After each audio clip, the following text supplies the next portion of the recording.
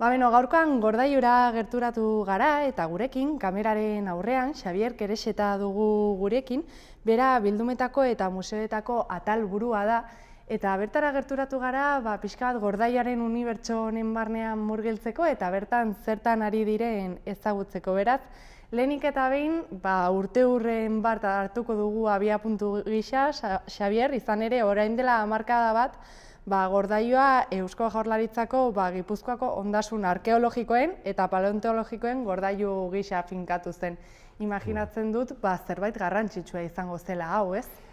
Bai, oso garrantzitsua da, beste Gipuzkoan ez dago arkeologia, paleontologia museorik. Orduan, gordailua 2011an zabaldu zen, baina asmoa egin zenean, asmoa zen, olako bildumak, olako funtsa arkeologiko eta paleontologikoak hemen biltzea. Orduan hemen gordailuaren berezitasuna da, ez da museo bat, ez dago publikoarentzat zabalik, nahiz eta bisita gidatuak ere antolatzen ditugun, ondarea gorde bildu egiten dugu, kontserbatu eta gero hemendik kudeatu eta utzi erakusketetarako eta orduan badaude Diputazioaren funtsak, hau berez eraikina Diputazioarena delako, baina baita ere Santelmo museoarenak, Santelmo museoa ere 2011an berritu zen, eta orduan erabaki zen erreserba funtsak hemen gordeko zirela, udal batzuenak, Irungo udalak adibidez hementxe ditu Mentxugalen kuadroak eta beste hainbat, eta era berean hori Gipuzkoako arkeologia eta paleontologia hemen gordetzeko asmotan hori 2014an firmatu eta gauzatu zen duela 10 urte 2015an. Gero Kuntza Fundazioak ere baditu kuadroak, orduan Gordailuaren ezaugarri berezia horixe da. Hemen badaude funtsak hainbat erakunderenak, hori ez da ohikoa. Hori da, aipatu behar dugu 10 urte igaro direla, gertatu zenetik, imaginatzen dut ordutik Gordailuaren lana sendotuko zela, ez da? Bai, ez da gelditzen, funtsak handitzen joaten dira, bai arkeologia eta paleontologiakoak, ze, indusketak egiten dira, urtero hainbat tokitan, orduan indusitako guztia onara ekarri behar da, batzutan halabeharrez sortzen dira, objektu bat edo beste, batzutan hori hondarretan ikusi dugu, marea oso behan dagoela ikusten dira aztarna batzuk, orduan gauza horiek ekartzen dira, baina era berean funtse etnografikoak eta historikoak eta artistikoak ere jarraitzen dute handitzen. Horixe da, aipatu behar dugu beraz, kudeatzen duzuen elementu kopurua handia izango dela, ez? Geroz eta handiagoa. Bai, hori da, arkeologian normalean kajaka kontatzen dira, ze objektu oso txikiak izaten dira, 12.000 bat edo baditugu, 10 urte honetan hori 1000 kaja gehiago edo gehitu dira, oraindik falta dira batzuk jasotzeko, baina hori bidean dago, eta baita ere Diputazioaren funtsak, etnografikoak eta historikoak eta jasotzen ditugu, erosi egiten direlako dohaintzak ere jasotzen ditugu, bai hau ez da gelditzen, funtsak handitzen ari dira, eta gainera Gordailutik egiten dugu kudeatu hemen fisikoki ez dagoena, baina bai hemengo katalogoan, katalogoa gaur egun informatikoa da, biztan da, hemen katalogatua dagoena, adibidez Diputazioko jauregian dauden arte lan guztiak eta hemengo katalogoan sartuta daude eta hemendik kudeatzen dira erakusketa baterako, edo zer berritu behar badira, edo hainbat gauza egiteko. Horixe da, aipatu behar dugu ere, bertara gerturatu garela aprobetxatuz, beste urte hurren garrantzitsu bat, izan ere aurten Gipuzkoako hitzaren idatzizko aipamen zaharrenaren 1000. urte hurrena bete da, eta zuek horrekin lotura izan duzuen, nola ez? Bai, hori da, hemen ondarea zentzu zabalenean hartzen dugu, hemen kudeatzen dugu, adibidez Santelmo museoa urte hasi zen horri buruzko erakusketa batekin, Santelmo museoan egin zen fizikoki, baina guk ere parte hartu genuen erakusketa horren antolaketan, kontzeptuala, gero logistikoa ere esango genuen, hainbat pieza utzi ziren, eta Gordailuan bertan adibidez urriaren 25ean ere badugu topaketa bat Burdina Pirinioetako ondare, aipamen horretan, 1000 urte dituen aipamen horretan, aipamen hori berez da, gaur egun Altzoaizpi deitzen dugun Salvatore monasterioa ditzen zuten orduan, elizan dohaintzan eman zioten San Juan de la Peña Jaka inguruan dago, hau da, Pirinioetan, eta harremanak uste baino estuagoak izan dira beti Pirinioetan Gipuzkoa, mutur batean dago, ematen du Pirinioak urruti daudela, baina bertan daude, eta harreman oso estua izan da. Ez bakarrik ondoan dagoen Pirinioekin, ezta? Eta ez bakarrik mendizaleena, hori denok ezagutzen duguna. Eta, bueno, horrekin lotu nahi izan dugu, burdina da Gipuzkoako gai funtsezko bat, Gipuzkoa ezin da ulertu burdina gabe, orduan horrekin lotutako topaketa honetan biltzen dira, Katalunia, Andorra, Frantziako partetik, jakina Nafarroa, eta nola ez, Gipuzkoako hainbat eragile, ondarearen, burdinaren ondarea edo kudeatzen dutenak, ez? Elgoibarko makina errementaren museoa izan daiteke, edo izan daiteke Andorrako farga, burdinolak, hainbat gauza eta topaketa horretan bildu eta denok elkarren artean hitz egiten dugu horretaz. Hori da, imaginatzen dut Gordailuarentzat garrantzitsua izango dela topaketa honen egoitza izan alizatea, gainera ondo aipatzen duzun moduan gure historiak burdinarekin lotura zuzena du, batez ere hemen Irunen ere, ez? Irunen bertan, bai, Irunen bertan, Oiaso museoan bertan ja aurkitu dira burdinazko gaiak, meategiak eta baitugu, Irugurutzetakoa, olak, orain sagardotegia ditzen dugu, baina ola horixe da, euskaraz, ez, burdinola, ola berria ere badugu, urdanibia ere monumentala dena, bide batez esan da, hortze dugu, bai, harreman oso estua, oso sakona eta oso sustraitua aspaldi onditik, eta horren balioa edo agerrarazi nahi genuen.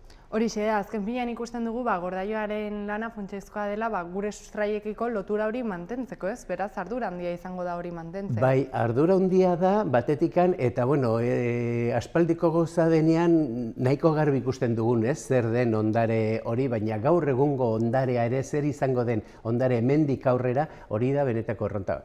Hori da erronka Gordailuan eta toki guztietan, ez? Zer bildu behar dugun 20-21 garren mendeko gauzak etorkizunera begira. Hemen ondarea biltzen dugu, datozen belaunaldiek ondare horren berri izan dezaten.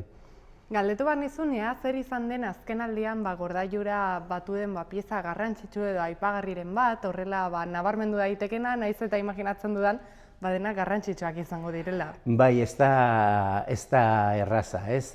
Arkeologian eta, duela gutxi ondarretan agertutako elementua. Berez, behar bada, ez dirudi oso importantea askotan arkeologian eta hainbat elementu batera bildu behar dira eta kontrastatu behar dira. Hainbeste ez da objektua, ez da altxorra askotan esaten den bezala, baizik eta horren bidez zer erakutsi nahi dugun, ez? Baina, Irunen gaudenez, utziko jazu adibidez, pelukeria Cesar, zegoen pelukeria bat Urantzu frontoiaren parean, Cesar aita zena, gero semeak ja jubilatu dena, eta horko objektuak eman dizkigu. Ez orain arte etnografia esaten dugunean beti normalean baserriarekin, ertzaintzarekin, arrantza tradizionalarekin lotzen dugu, olakoak ere baitugu, noski, baina orain etnografia urbano honekin eta ari gera olako materiak biltzen, ez? Irungo La Palmera fabrikan egindako guraizeak edo labanak adibidez. Horixe da, azken finean ez da soilik ganbara baten funtzioa egiten duzuela, oda objektuak gordetzea, baizik eta baita ere ikertzea eta behatzaren lan hori, ez? Hori da, ez? Ondarea ez da egotea bere horretan egotea, baizik eta horretaz ikerketak egitea edo ikertzaileei konsultak eta erantzutea. Ikertzaileak etortzen zaizkigu, galderak egiten dizkigute eta horri ere erantzun egiten diogu. Imaginatzen dut zuen lanari zentzua emateko ere garrantzitsua izango dela beste instituzioekin, hau da, bai Gipuzkoako eta Euskal Herriko beste museoekin eta mantentzen duzuen elkarlana, ez? Azken finean gauzak ateratzeko eta horiek erakusteko ere garrantzitsua izango da horiek partekatu ahal izatea. Bai, hemen gaude, baina besteen zerbitzura ere gaude, esteko diputazioarena da, Santelmo museoarena hemen dago, udal batzuena. Irunen bertan, adibidez, Amaia zentroan, inauguratzen den erakusketa Antonio Mateo pintoreari buruzkoa, hemendik elementu batzuk eramango dira. Besteak beste, orain ere Lehenburren Legazpin ere badago obiektu bat, nola ez, Santelmo museoan ere badaude, orain Santelmo museoarekin ari gera lanean, baita Altamirakoekin Praileaitz kobazulari buruzko erakusketa bat egiteko, Baionako Euskal Museoarekin ere topaketa horretan adibidez parte hartzeko eta harremanetan ari gera, hainbat erakunderekin, Argizaiola, Liburua zela eta baita Museo Pigenean, hor Lurdeseko gazteluan dagoen museo horrekin, hainbat erakunderekin. Eta aipatu diguzu, imaginatzen dugu, hori, naiz eta museo iraunkor bat izan ez arren, bertara bisita gidatuak egiteko aukera egoten da, ez? Jendeak jakin dezan. Hori da, bai, hilean behin egiten ditugu bisitak publiko orokorrarentzat. Normalean azken ostirala izaten da, izena eman behar da, hori bai, ze plaza mugatuak daude, toki hau oso handia da, baina gero talde handiak batera ezin dira ibili, baina horretaz aparte bestelako taldeentzat ere egiten dira. Irungo Pio Barojakoak adibidez etorri izan dira, berriro etorriko da beste talde bat, beste eskoletakoak edo Leioako Zaharberritze Masterrekoak ere etortzekoak dira, antropologiakoak, museologia masterrekoak Iruñeko, Nafarroko Unibertsitatekoak, hainbat talderentzat, espezialistak izan edo bestelakoak izan. Eta amaitzeko konta iguzu, Xabier, pixka bat gure elkarrizketetan beti etorkizunera begiratzea gustatzen zaigu. Zuen kasuan, zeintzuk dira zuen erronkak edo pixka bat etorkizun laburrean markatzen dituzuen helburu horiek? Nik uste dut ja lortzen ari garela, eta azken finean da gordailua erreferente bihurtzea. Erreferente bihurtzea batez ere Gipuzkoan, nola ez, baina Gipuzkoatik kanpora bai. Konserbazioaren erreferentea eta oro har ondarearen kudeaketaren erreferentea. Horregatik Pirinioetako hau edo mugaz gaindiko proiektuak, nazioartekoak eta gainerak ondarearen zentzurik zabalenean. Ondare inmateriala ere hasi gera jorratzen, adibidez urriaren 21 gau beltzari buruz egingo den mintegi batez. Horretan parte hartu dugu eta hori antolatu dugu. Azken finean, gero erosotasunagatik, baina ondare higigarria edo higiezina edo materiala, inmateriala, etnografiko, historiko, bereiz egiten dugu erosoago izaten zaigulako, baina mugak oso lausoak dira, azken finean dena da ondarea eta hori da gure lana. Bikain, Xabier, kontatutako guztia eskertzen dizugu, laburpen interesgarria egin diguzu eta beraz, mila esker. Bai, zure ere.